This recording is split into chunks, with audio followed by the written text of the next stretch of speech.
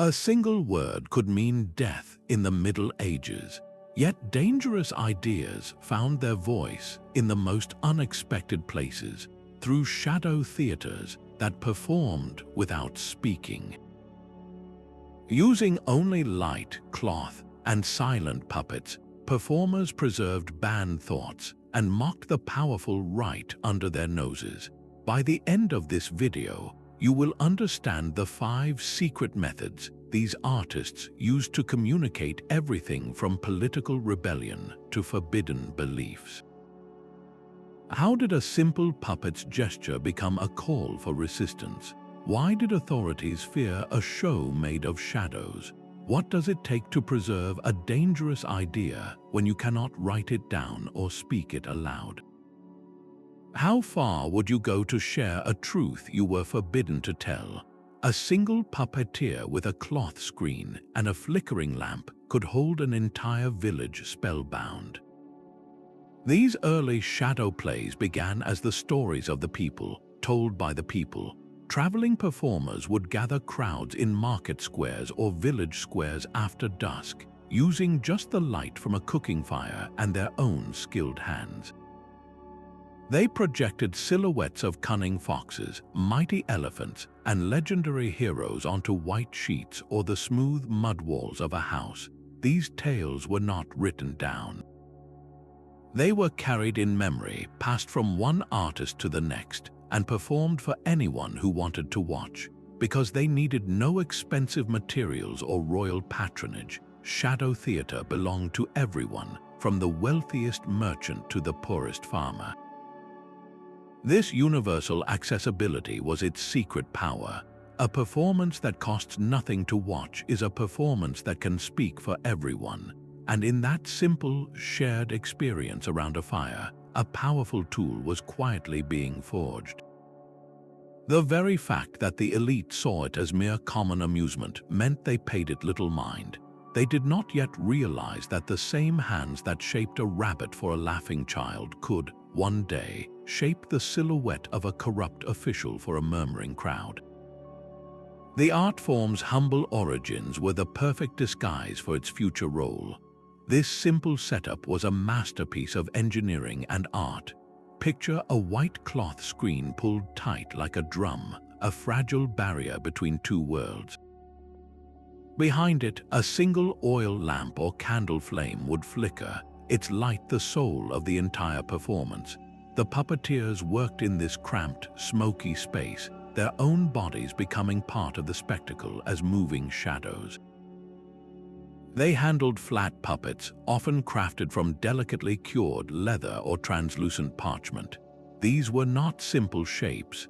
Artisans carved them with astonishing detail, with intricate patterns cut into the leather that suggested a noble's ornate gown or a soldier's chainmail, all while remaining a solid silhouette to the audience.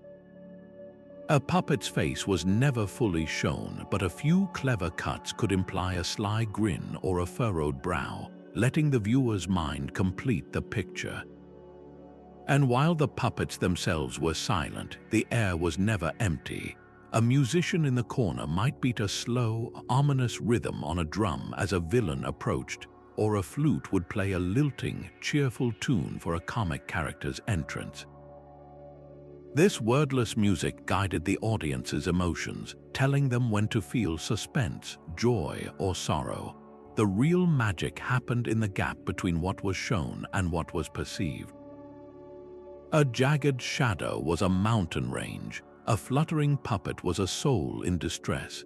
The audience did not just watch the story, they co-created it in their minds, and this shared act of imagination was where the true power lay. The first secret method turned the animal kingdom into a living, breathing political cartoon. In a world where you could not safely name a corrupt official, you could certainly show a greedy wolf. A lion on the screen was no longer just a beast from a fable.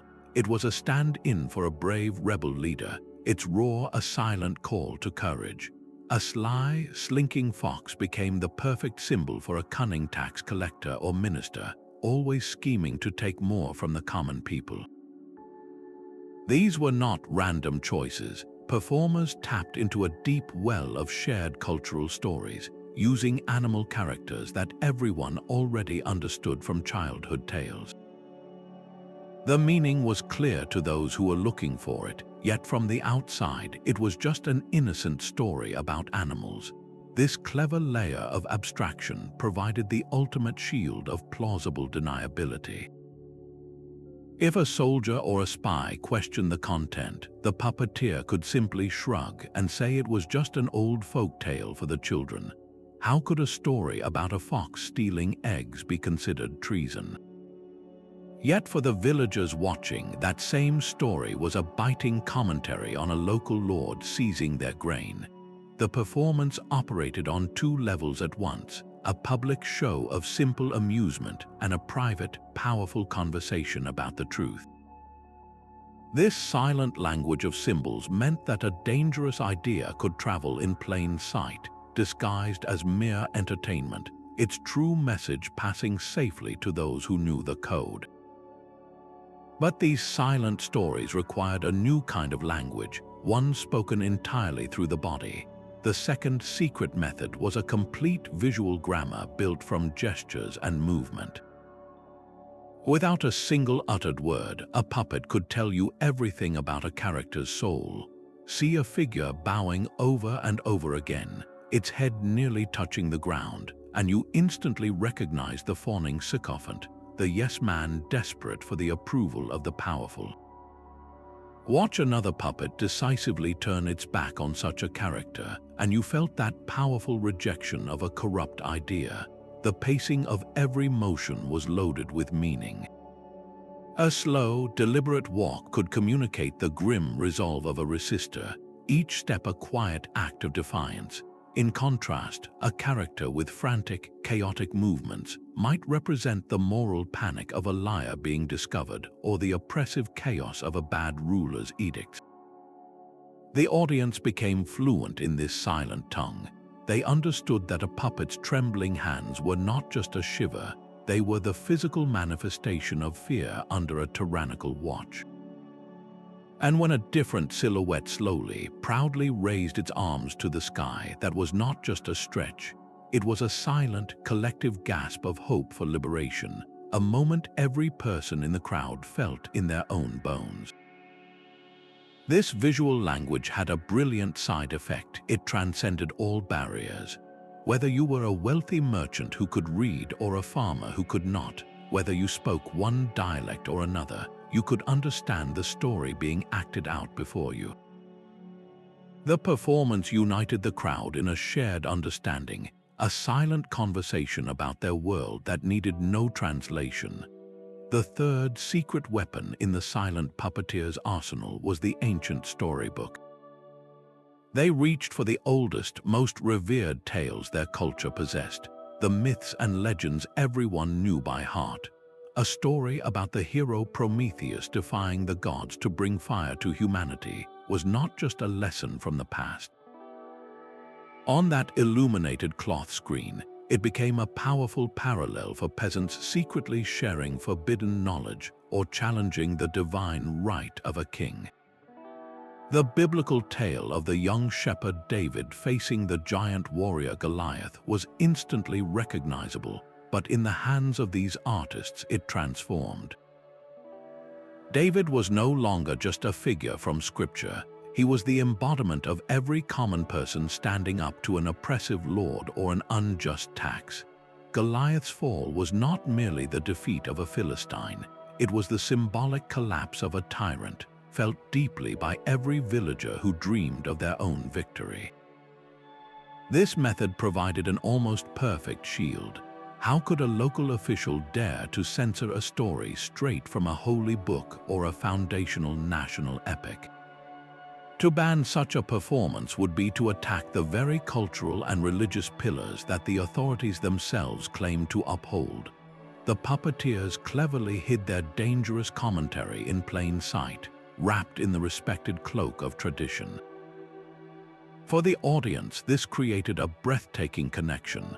They were not just watching a myth, they were seeing their own lives reflected in the struggles of gods and heroes. The familiar narrative gave them a framework to understand their own suffering and their own hopes. The ancient conflict on the screen became a mirror for their present struggle, and the hero's eventual triumph whispered a promise that their own Goliaths, too, could be brought down. The fourth secret method turned the stage itself into a map of power and resistance. Every placement of a puppet on that glowing cloth screen was a deliberate choice, a silent statement about the world. A figure positioned high up near the top of the frame was instantly understood to hold authority, perhaps a king or a judge, or even a representation of divine power. In stark contrast, the puppets placed low on the screen, closer to the bottom edge, were seen as the common folk, the oppressed, or the humble. This vertical language was intuitive and powerful, mirroring the very hierarchies that defined medieval life. But the puppeteers did more than just place characters high or low. They orchestrated entire social landscapes through grouping and proximity.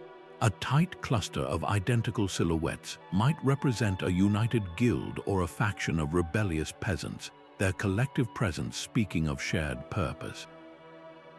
The distance between two characters could tell a whole story of conflict or intimacy. A vast, empty space separating a noble from a peasant visually reinforced the unbridgeable social chasm between them.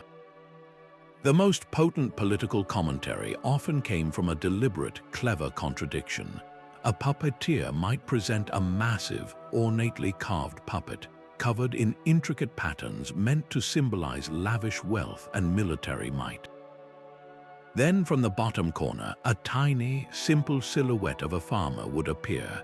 With a few precise movements, this small figure could symbolically trip the giant or cause it to wobble and fall. The audience saw this not as a childish gag, but as a profound visual metaphor. It was a reminder that even the most powerful and decorated ruler could be vulnerable to the actions of the smallest, most humble subject. This entire visual grammar was not written down in any manual. It was a living language that the audience learned through repeated viewings and a shared cultural understanding. They became fluent in reading the silent relationships played out in light and shadow, understanding the story of their own society reflected in the careful composition unfolding before them. The fifth and final method gave everyday objects a secret life and a powerful voice. In the silent world of shadow theater, a simple prop was never just a prop. It became a symbol, a condensed story all its own. A performer could hold up a single object, and the entire audience would understand its deeper meaning instantly. A crown shown tilted at a precarious angle did not need an explanation. It was a clear, silent statement of a failing monarchy or a leader losing their grip on power. A small, carved seedling rising from the bottom of the screen was not merely a plant. It was the quiet, stubborn growth of a resistance movement taking root in the hearts of the people. This visual shorthand was brilliant because it was so difficult to censor. An official watching the play would see a crown and a plant, two completely ordinary things. But for the crowd, those same objects crackled with subversive energy. Weapons were particularly potent symbols, but the puppeteers used them in a transformative way. They did not just show swords for the sake of violence. Instead, they would depict the act of a sword being hammered and reshaped into a plowshare right there on the screen. This powerful image was a universal plea for peace and a condemnation of endless war, a hope that the tools of death could be remade into tools that sustained life. Similarly, the image of a chain, its links snapping one by one, was a visceral representation of liberation from serfdom, slavery, or unjust imprisonment. These prop-based metaphors allowed for incredibly specific commentary. A new, harsh tax on bread could be represented by a loaf of bread being sliced into ever thinner pieces until it vanished. A corrupt judge might be symbolized by a set of scales that were permanently tilted. The objects themselves became silent characters in the narrative, and their transformations told the most hopeful stories of all. They showed that a sword did not have to remain a sword, a chain did not have to remain a chain, and a broken crown could never be fully repaired. This was the ultimate power of the shadow stage. It could not only reflect the world as it was, but also show the audience a vision of the world as it could be. But this silent rebellion did not emerge in a vacuum. It was a direct response to a world where speaking your mind was a deadly gamble. Royal courts and religious institutions wielded immense power over public thought, constructing elaborate systems to control the narrative. Before any book could be printed, it had to pass the scrutiny of official censors. A public speaker needed a permit, and even casual conversations in a tavern were not safe from prying ears and informants. In this atmosphere of constant surveillance, a single misspoken word could lead to a dark cell, the agony of the rack, or a public execution. It was a society perpetually holding its breath. So how did a shadow play, performed in the open air for all to see, manage to slip through this net of control? The answer lies in a brilliant miscalculation by the authorities. They saw these flickering images as trivial, the simple amusements of the uneducated masses. A puppet show was not a political treatise or a fiery sermon. It was childish fantasy beneath their notice. This dismissal created a precious sliver of space, a gray area where the puppeteers could operate with a freedom denied to scribes and orators. While the written word was shackled and the spoken word was dangerous, the language of shadows was considered harmless. This profound underestimation was the key that unlocked the stage, allowing performers to weave their dangerous truths into the fabric of what the powerful deemed mere entertainment. This resilience was perfectly embodied by the Ottoman Empire's Karagöz theater. In the bustling coffeehouses of Istanbul, behind a glowing screen, two leather puppets acted out a timeless drama. Karagöz was the common man, rough around the edges, speaking with a blunt honesty that made the elite uncomfortable. His counterpart, Hasivat, was the educated, sophisticated representative of the ruling class, always speaking in polished, elaborate language. On the surface, their encounters were pure slapstick comedy, full of misunderstandings and physical gags that had audiences roaring with laughter. But layered within that absurd humor was a sharp critique of the entire Ottoman bureaucracy. When Hasivat would deliver a long, convoluted speech about a new official regulation, Karagöz would simply misunderstand it in the most literal way possible, revealing the rule's utter absurdity and its disconnect from the lives of ordinary people. The audience did not just laugh at the joke, they laughed in recognition. They saw their own frustrations with inefficient tax collectors and pompous officials mirrored in Karagöz's struggles. The authorities were not fools. They recognized the subversive potential simmering beneath the comedy. Sultans and viziers would periodically issue decrees banning the performances, especially after a particularly pointed skit that hit too close to home. But the tradition was like water, it simply found a new path. The puppeteers, known as hayali, were masters of adaptation. When official scrutiny was intense, they would temporarily strip their shows of the most daring political jabs, performing only the most innocent and fantastical stories. They would wait, they would watch. Then, as the authorities' attention waned, the familiar figures of Karagöz and Hasivat would return, and the sly commentary would slowly seep back into their dialogues a little at a time. This endless cat and mouse game proved something vital. It was not just the symbols or the stories that made shadow theater powerful. It was the living, breathing relationship between the performer and the crowd. The hayali could feel the audience's mood. He could sense which jokes landed with a knowing chuckle and which fell flat. He was not just a puppeteer, he was a barometer of public sentiment, using the safety of comedy to give voice to the silent thoughts of an entire city. The survival of Karagöz for centuries, despite every effort to suppress it, stands as a powerful testament to the fact that an idea performed for a willing audience is far more difficult to control than an idea written on a page. This silent conversation between puppet and audience found a powerful echo half a world away, in the vast lands of China, under the firm control of the Mongol Yuan dynasty. A similar art was speaking volumes without a sound. The ruling class held a tight grip on cultural expression, viewing traditional Han Chinese stories and symbols as a potential threat to their authority. In this climate of control, Piying, the Chinese art of shadow puppetry, became far more than entertainment. It transformed into a secret vault for an entire culture's identity. The stories performed were not new inventions.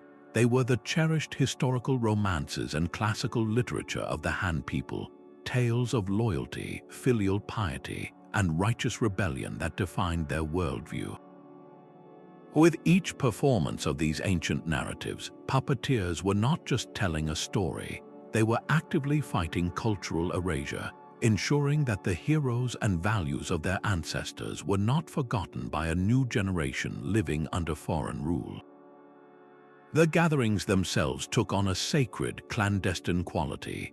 Huddled in a courtyard or a quiet home, the audience was not merely watching a play, they were participating in an act of collective memory, a quiet nurturing of a spirit that refused to be broken.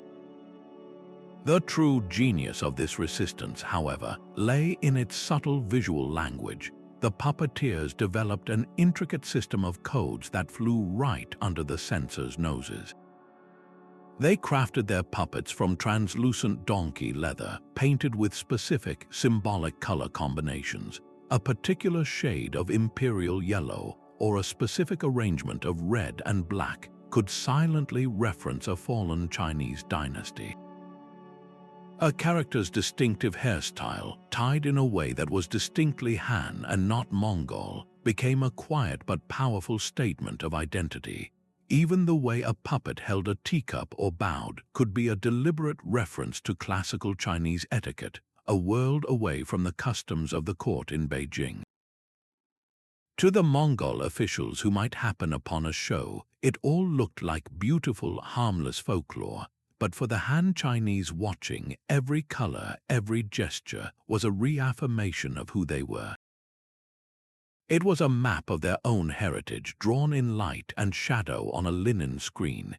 This was resistance not through loud defiance, but through persistent, beautiful remembrance.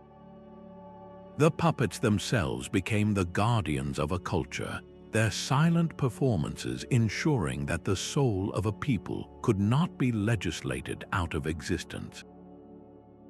That silence on the stage was never truly empty. It was filled with a secret language of sound. While the puppets moved in complete muteness, the air around them resonated with carefully chosen music and effects that shaped the audience's emotions as powerfully as any speech. A lone musician, often sitting just to the side of the screen, was the unseen narrator of the entire drama. He did not need to announce that a villain was approaching. Instead, he would play a specific, slightly discordant melody on a flute or a stringed instrument, a musical motif that the crowd quickly learned to associate with a corrupt local official or a greedy tax collector.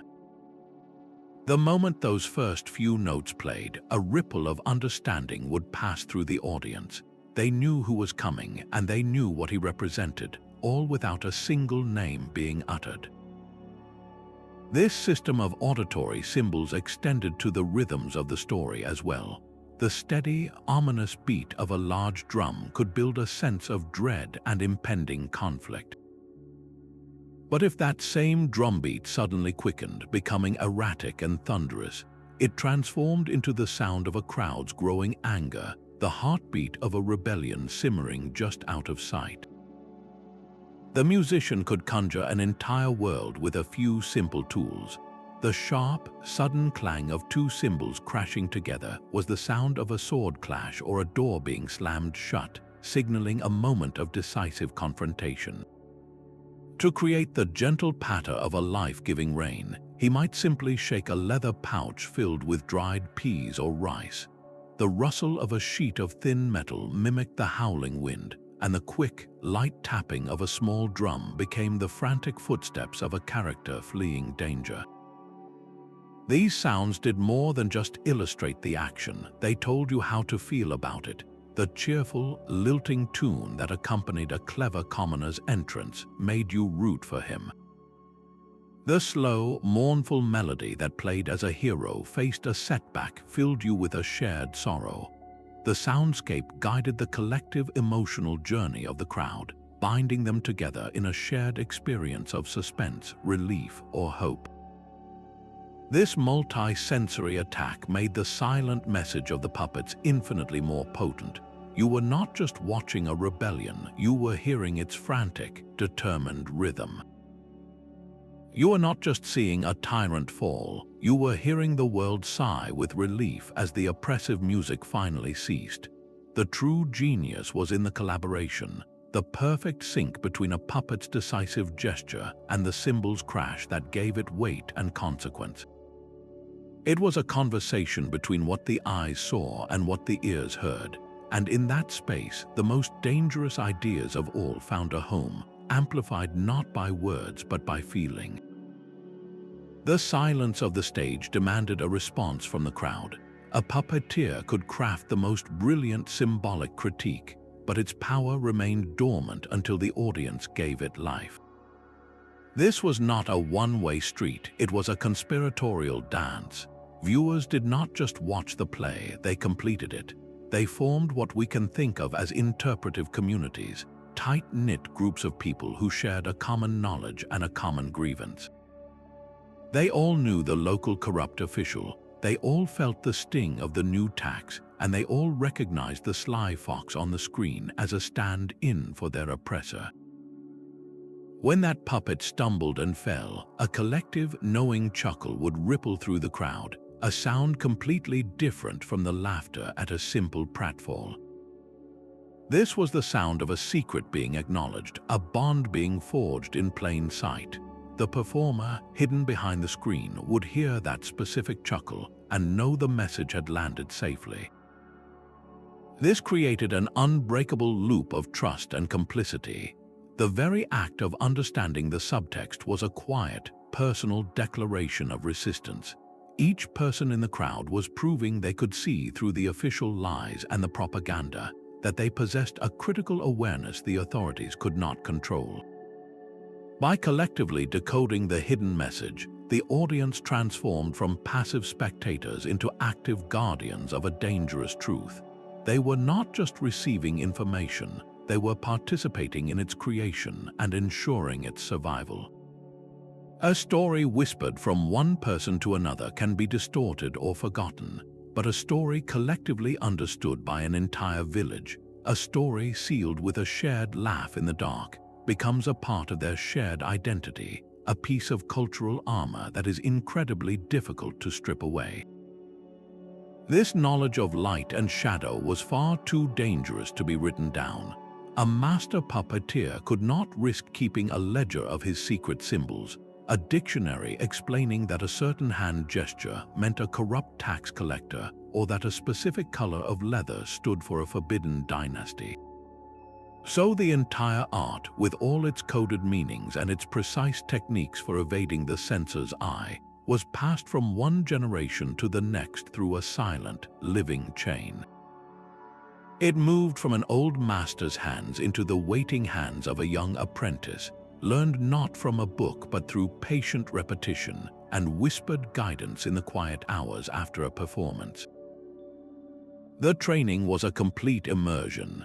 An apprentice first learned the physical craft, how to cure leather until it was both strong and translucent, how to carve the tiny, intricate patterns that would catch the light just so. They practiced manipulating the rods that controlled the puppets, learning to make a silhouette tremble with genuine fear or stride with unshakable resolve. But this was only the beginning. The true heart of their education was the secret language itself. A master would sit with his student and point to a newly carved puppet of a fox. He would not say its meaning aloud. Instead, he would tell a story about a recent event in the village, a story of a local official who had seized a farmer's land on a false pretext. Then he would have the apprentice manipulate the fox puppet, guiding its movements until its sly, slinking walk perfectly captured the essence of that official's character. The lesson was in the connection, a mental link forged between symbol and reality that was never committed to paper. The most critical skill of all was timing, a delicate social radar. The master taught his apprentice how to read a crowd, to sense when the authorities were relaxed and a more daring political jab could be risked. More importantly, he taught them how to pull back, to instantly shift the performance toward harmless folklore at the first sign of a soldier's uniform at the edge of the crowd. This knowledge of when to speak and when to remain silent, passed down through experience, was what kept the tradition alive. The selection of an apprentice was therefore a momentous decision.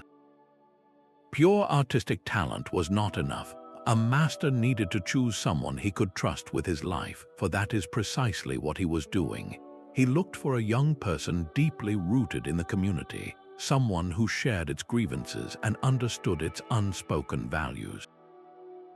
The chosen apprentice was not just learning a trade, they were being sworn as a guardian of the community's collective voice. This ensured that the rebellious soul of the art would never be diluted or betrayed. While any single performance vanished the moment the lamp was extinguished, the knowledge to create the next one and the next lived on securely in the hands of the few who had earned the right to carry it forward. Other underground methods for spreading forbidden ideas certainly existed, but none possessed the unique arsenal of the shadow stage. Manuscripts containing dissenting thoughts could be powerful, but they were fragile. They required a literate audience, and if discovered by the authorities, they provided undeniable proof of their owner's guilt, a death warrant written in ink. Gossip traveled quickly through taverns and marketplaces, yet it was equally vulnerable to distortion and betrayal, with a single informant able to unravel an entire network of whispers. Shadow theater operated on a different plane entirely. Its messages were written in light and air, leaving no physical evidence once the lamp was extinguished. A soldier could search a puppeteer's cart and find only carved leather and sticks, never the seditious script itself, for the script was a living performance, not a document. This built-in deniability was its supreme defense. An official might feel the subversive tension in the crowd's laughter. He might even understand the allegory himself, but how could he prove in a court of law that a story about a foolish wolf was actually a critique of the king? The performance lived in the ambiguous space between art and accusation, and in that space it thrived. Beyond this safety, the stage offered something that a whispered rumor or a hidden pamphlet never could: a collective emotional experience. A written page might persuade your mind, but a shadow play could seize your heart. The synchronized gasp of a crowd as a tyrant puppet fell, the shared, knowing silence as a symbol of hope rose on the screen. These moments forged a powerful unity. People did not just learn a dangerous idea, they felt it together, cementing a bond of shared understanding that was far more resilient than any list of secret symbols. It transformed private resentment into public, if silent, solidarity. This ritual of gathering in the dark, of participating in a coded conversation with their neighbors, made the community itself the guardian of the message. While other methods transmitted information, the shadow theater cultivated a spirit, and a spirit, once awakened, is the most difficult thing of all to ban. This silent rebellion ran on a hidden economy of its own. Behind every flickering performance was a delicate financial dance that determined which stories could be told and which had to remain in the dark. A puppeteer's survival depended on a fragile web of support. Most often, it was the direct, immediate payment from the audience, a few coins tossed into a hat at the end of a show that had spoken to their deepest frustrations. This direct line to the people meant the performer's livelihood was tied directly to his ability to reflect their truth, creating a powerful incentive to push the boundaries of the permissible. Yet this system also had its vulnerabilities. Relying solely on the crowd's generosity could leave an artist exposed and impoverished, especially when times were hard for the entire village.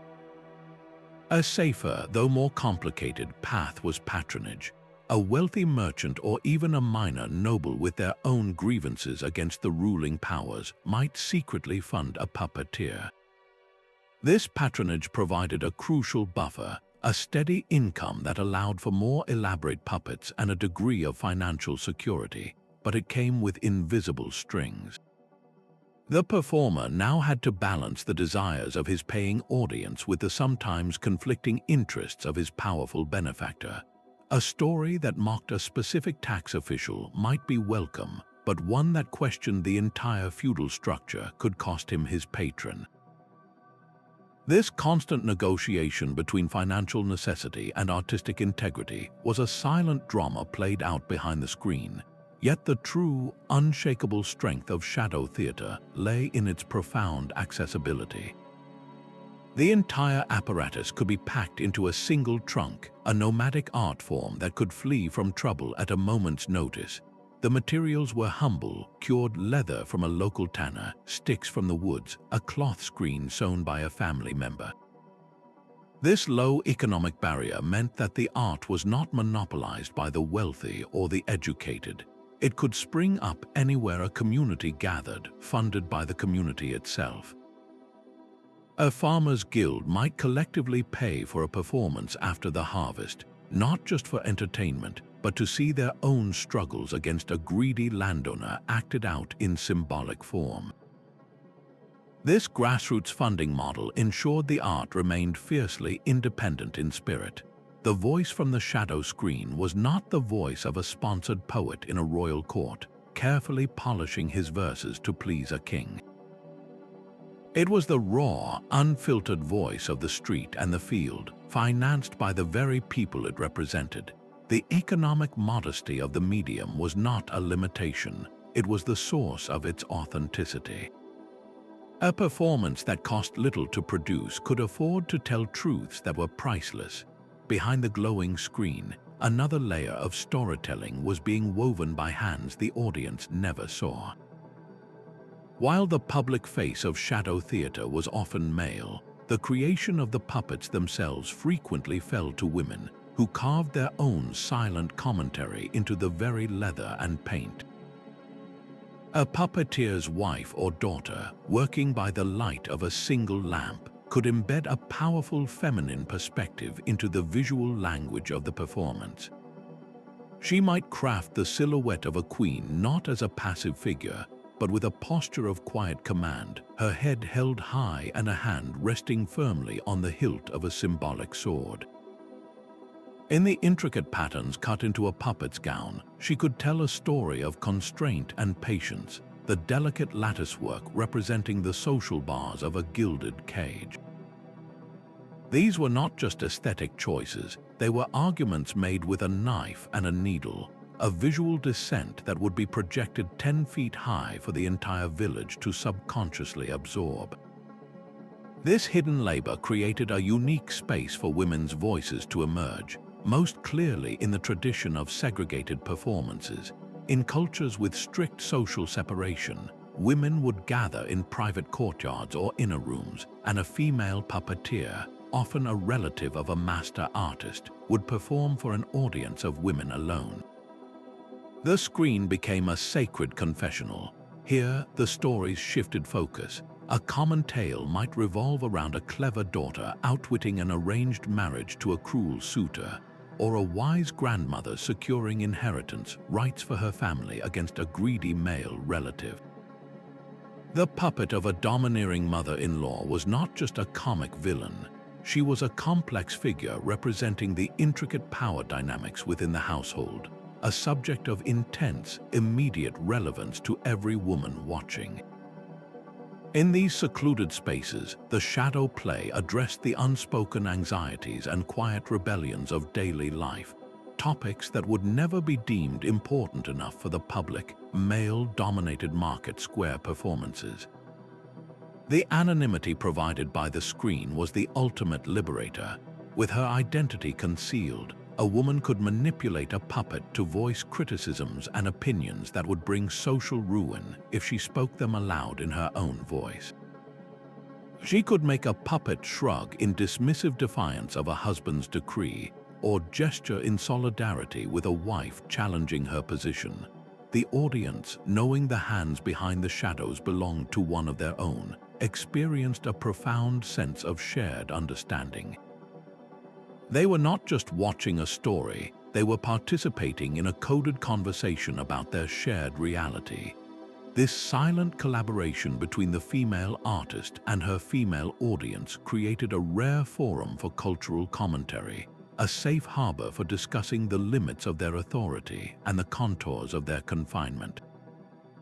The puppet's silent gestures gave form to thoughts that society demanded remain unspoken, proving that the most powerful resistance sometimes speaks in a whisper from the shadows behind the shadows. Even the flickering light of the lamp carried a theological weight. This simple play of shadows and silhouettes existed in a precarious gray area, balanced between divine inspiration and dangerous deceit. To some religious leaders, these man-made phantoms were a form of idolatry, a blasphemous creation of false images that distracted the faithful from the true, formless divine. Others saw the same flickering screen as a powerful tool for moral instruction, a living storybook that could illustrate the eternal battle between virtue and sin for those who could not read holy texts.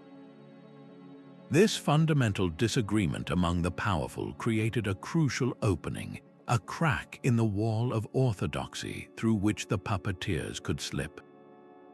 They could perform a story straight from Scripture, a tale of a prophet or a saint, and still subtly shift its meaning. A narrative about a prophet challenging the rich and powerful of his own time, for instance, could be framed not as a distant historical event, but as a timeless lesson in social justice. The performance might linger on the prophet's compassion for the poor, making that the central message, while quietly downplaying the importance of rigid ritual observance demanded by the contemporary religious institutions. In this way, a sacred story became a vehicle for a very earthly critique, questioning why the powerful lived in luxury while the pious struggled to eat.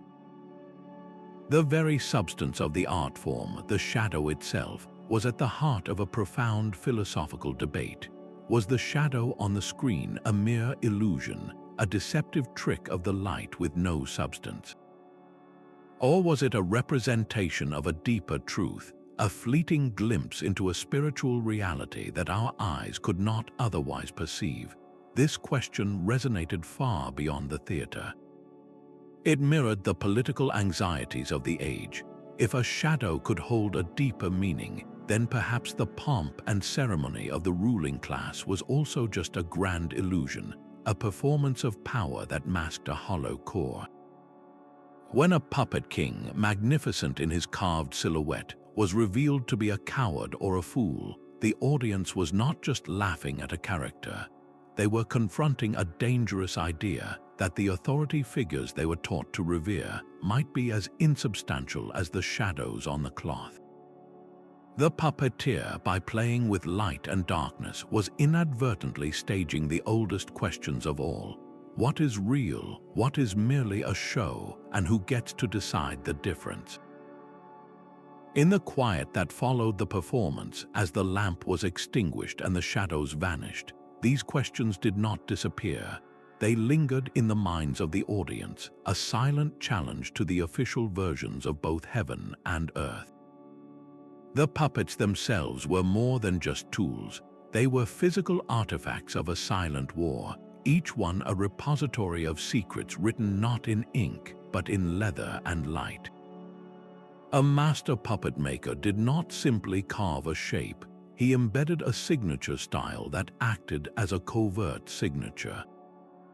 An initiated audience, seeing a puppet with a particular curve to its brow or a specific pattern of floral etching, would immediately recognize the hand of a specific artist or workshop, and with that recognition came an understanding of the specific tradition of interpretation they represented.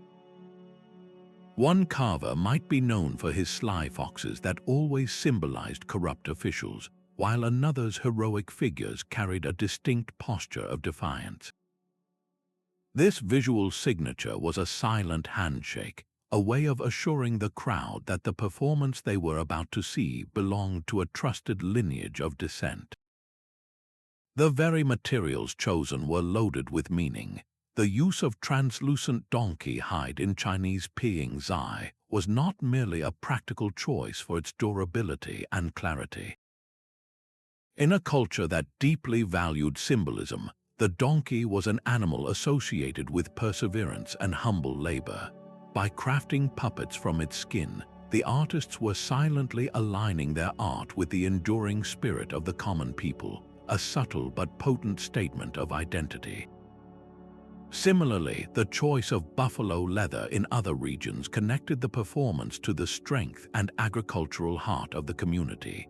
These were not neutral decisions. They were declarations woven into the physical substance of the art. Over years of use, these puppets accumulated their own histories. A crack in the leather, carefully stitched with fine thread, might tell the story of a hasty escape from a soldier's raid. A faint stain could be a reminder of a performance in the rain for a desperate, grateful crowd. The wear on a puppet's control rods spoke of the countless times it had been thrust into the light to deliver a message of hope or defiance. These scars and repairs were not hidden. They were honored because they testified to the risks taken and the survival earned. A puppet was not replaced at the first sign of damage. It was mended, its physical story becoming part of the narrative it helped to tell. To hold one of these puppets was to hold a piece of that living history, a tangible connection to every performer and every audience member who had come before. The objects themselves became sacred relics of a continuing resistance, their silent, weathered surfaces holding the memory of 1,000 forbidden conversations held in the flickering dark. A quiet laugh in the dark was more than just amusement. It was a medicine for the soul. For people whose daily lives were defined by powerlessness and fear, the shared experience of shadow theater provided a profound psychological release. Imagine the weight of constant, unspoken grievances, the frustration that has no safe outlet.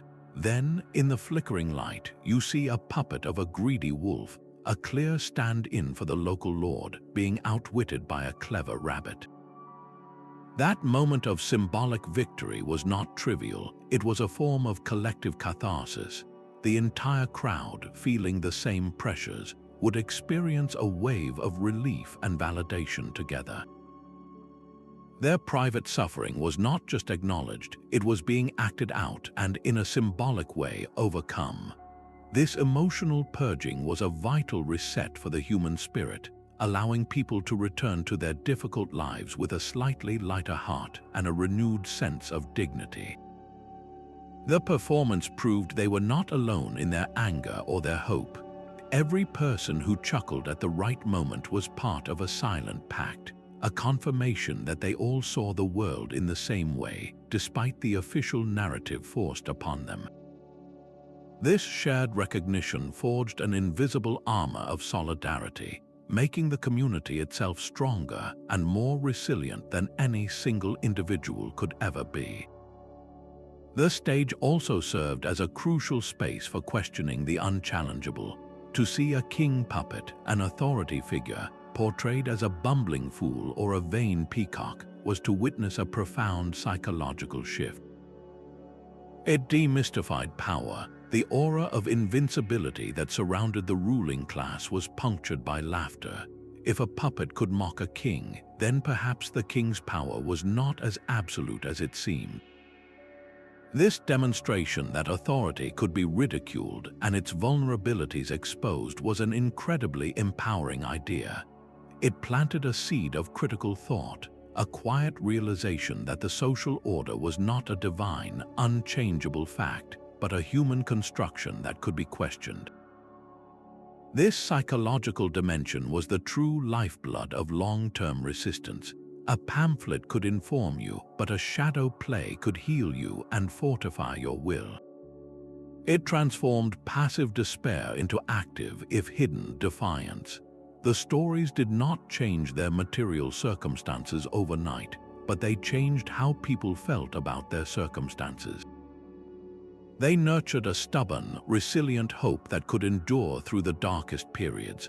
A quiet flame kept alive in the collective heart of the community, passed from one generation to the next through the simple, enduring magic of light and shadow. This constant pressure to adapt became a forge for creativity. When a king's censor finally deciphered the meaning of the sly fox and banned its use, the puppeteers did not simply surrender. They reached deeper into the well of local tales, pulling out new creatures to carry their messages. The fox was replaced by the cunning monkey, a figure from a different folktale, who could swing through the branches of power and steal the fruit of justice with the same sly commentary. If a specific story about a toppled giant was outlawed, they would invent a completely original fable about a stubborn mountain that refused to bow to the wind, a narrative so new that the authorities had no pre-existing file on its meaning. This was an endless creative arms race, and the puppeteers were always one step ahead, their medium granting them a fluidity that rigid, written laws could never hope to contain. The most resilient troops perfected the art of the double repertoire. They maintained a public, sanitized version of their show, a performance filled with simple fairy tales and slapstick humor that could be trotted out for any visiting official or suspicious soldier. This was their shield, but for the trusted audiences, those villagers who had proven their understanding through years of shared, knowing laughter, they would perform the real show. The moment the outsider left, the screen would transform. The harmless story would subtly shift. The puppet of the foolish farmer would gain a new, defiant posture, and the narrative would veer into dangerous, relevant territory. This required an incredible mental agility from the performer, a live editor of his own art, capable of switching codes in an instant based on the feeling in the crowd. This evolutionary pressure, far from stifling the art, ultimately made it richer, more nuanced, and more deeply woven into the fabric of daily life. It forced the creators to develop a symbolic language of incredible subtlety. A mere tilt of a puppet's head could now convey a universe of dissent, and the way a shadow touched another could speak of alliances or betrayals too dangerous to name. The need to hide the message in ever more beautiful and complex patterns did not weaken it. It made the act of understanding it all the more powerful for those in the know. That same silent language of resistance did not vanish with the Middle Ages. The puppeteer's craft has found a direct descendant in the modern activist's toolkit. Consider a contemporary street protest where participants stand utterly silent, their faces covered by masks bearing a single, powerful symbol. They are not speaking, yet their coordinated gesture of raising a closed fist in unison communicates a unified defiance as clearly as any shouted slogan. This is the visual grammar of the shadow stage, translated to the public square. The principle remains identical. A message is conveyed through collective, symbolic action that leaves no physical evidence and provides a shield of deniability against charges of illegal assembly or incitement. The flickering lamp has been replaced by the digital projector, casting huge, ephemeral images of dissidents or forbidden phrases onto the sides of government buildings. Like the shadow play, these projections are temporary and impossible to fully control, a brilliant act of reclaiming public space with light. They appear without warning, captivate a crowd, and then vanish, leaving only the memory of their challenge imprinted on the minds of those who saw them. Activists today navigate a landscape of digital surveillance and state censorship that is, in its pervasive reach, the modern equivalent of the medieval informant network. This pressure forces the same kind of creative innovation. A simple hashtag on social media can function just like the symbolic color on a Chinese puppet, a seemingly innocuous mark that carries a world of meaning for those who are initiated. A viral dance challenge or a specific meme format can spread a political critique with the same sly humor and layered meaning as a Karagöz play, flying under the algorithms designed to detect and suppress explicit dissent. The historical struggle proves a profound point that repressive systems, by their very nature, become engines for generating ingenious forms of communication. The need to speak without being caught forces a kind of artistic evolution, pushing people to find beauty and power in subtlety. The most enduring resistance does not always need to scream to be heard. Sometimes it is most powerful when it chooses a whisper, when it speaks not in the blinding glare of a spotlight, but in the suggestive, transformative space of a shadow. A cracked leather puppet, its intricate carvings faded by centuries of dirt, tells a story that was never meant to be written down. These fragile artifacts, unearthed from old workshop sites or hidden in forgotten trunks, form the physical bedrock of our knowledge.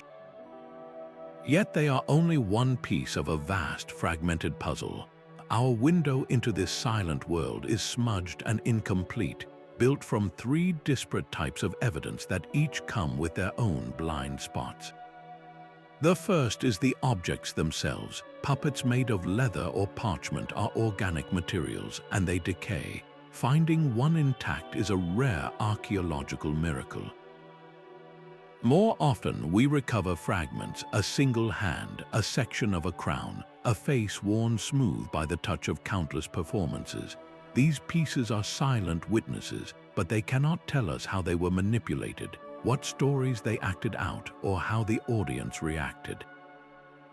The second source is the written word, but it is almost always an outsider's perspective.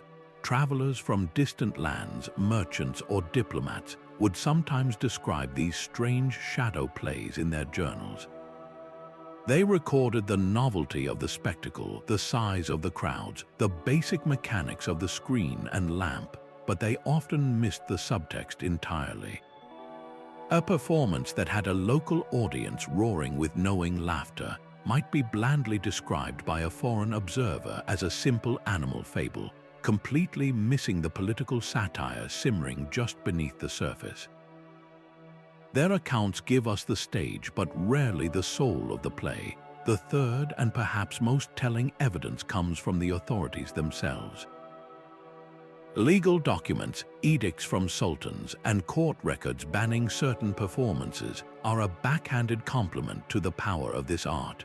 A decree outlawing the portrayal of foxes or lions in a specific region does not describe the play, but it screams the truth of its impact.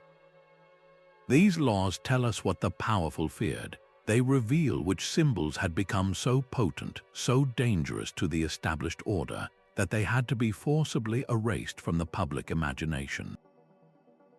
The challenge for the historian is to weave these threads together, to take a puppet fragment, a dismissive traveler's note, and an angry royal decree, and see the single, vibrant performance that connects them all. This painstaking work reveals a tradition that was not a single, monolithic entity, but a fluid and adaptable practice. From the coffee houses of Istanbul to the courtyards of Beijing, the core tools of light, shadow, and symbol were endlessly reinvented to suit the unique political and cultural pressures of each place and time. The evidence may be whispers from the past, but together they form a chorus testifying to a universal human need to speak truth, even when silence is the only safe option. The silent puppeteer understood a profound secret of the human mind.